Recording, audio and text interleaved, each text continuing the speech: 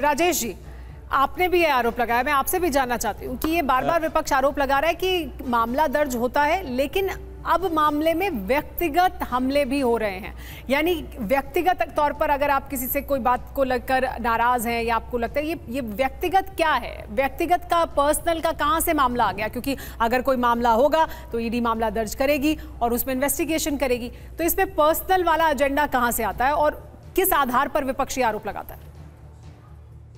देखिए, पर्सनल वाला एजेंडा इसलिए आता है कि जो उनके साथ में पार्टी जुड़ जाती है उनको उन्होंने छोड़ दिया। अभी बहुत बार इस बारे में बातें हो चुकी है। जो नहीं मानते, केजरीवाल जी नहीं माने, हेमंत विश्व शर्मा मान गए।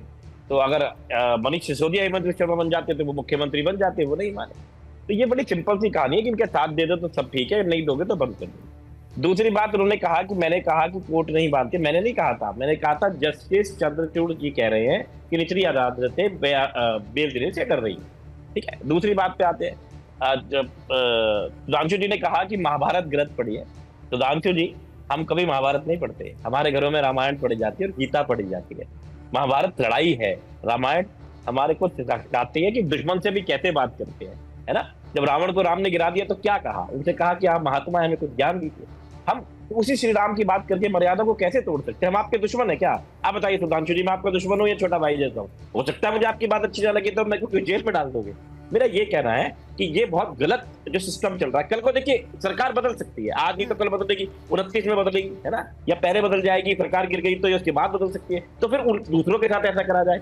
मुझे लगता है कि भारत के पास में, हमारे देश के पास में बहुत सारा ऐसी चीजें हम आगे बढ़ सकते हैं। जायसवाल जी की भी एक प्रतिक्रिया ले लेते हैं, मानव जायसवाल की भी, और उसके बाद सुधांशु जी आपकी प्रतिक्रिया लेंगे, उसके बाद हमारा समय खत्म हो जाएगा। ठीक है, मानव जायसवाल, ये जो अभी कह रहे राजेश जी भी, तहसीन भी, कि अगर आपको कोई बात बुरी लगती है तो आप जेल में डाल देते हैं, लेकिन मामले हैं ना, केस दर्ज हो रहे हैं, उसमें तमाम जानकारियां निकलकर सामने आ रही हैं, तभी तो ऐसा हो रहा है। हवा में तो किसी को नहीं अरेस्ट किया जा सकता और जेल में डाला जा सकता। देखिए, पहले तो दो चीजों को हमको समझ लेना होगा। हमारी सरकार लगभग 12 साल पुरानी सरकार है। जब हमने वामपंथियों को उखाड़ फेंका था तो हमारी नेत्री ने एक नारा दिया था, हमको बदला नहीं, बदलाव चाहिए। और हमने विंडिक्टिव मोड से जाके किसी को विक्टिमाइजेशन नहीं करा।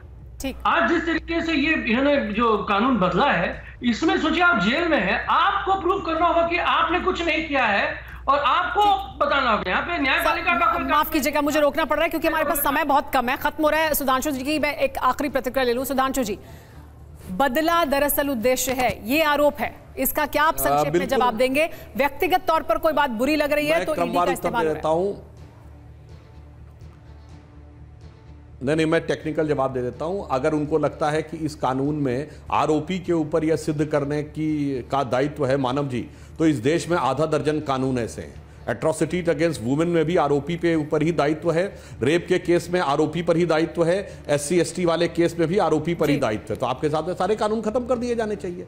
तहसीन पूनावाला जी से कहूंगा, महोदय आप तो वकील हैं, आपको कैसे नहीं ध्यान है? हमने पिछले सालों में सारी व्यवस्था करके कानून बदला और 1 जुलाई से नई व्यवस्था लागू हो गई। और राजेश गुप्ता जी से कहना चाहूंगा, दूसरी पार्टी छोड़िए, आपके तो अपनी पार्टी में नियम अलग अलग हैं। केजरीवाल जी CM होकर जेल में रह के इस्तीफा नहीं देंगे, मगर उसी मामले में जेल में रह के मनीष सिसोदिया इस्तीफा दे देंगे।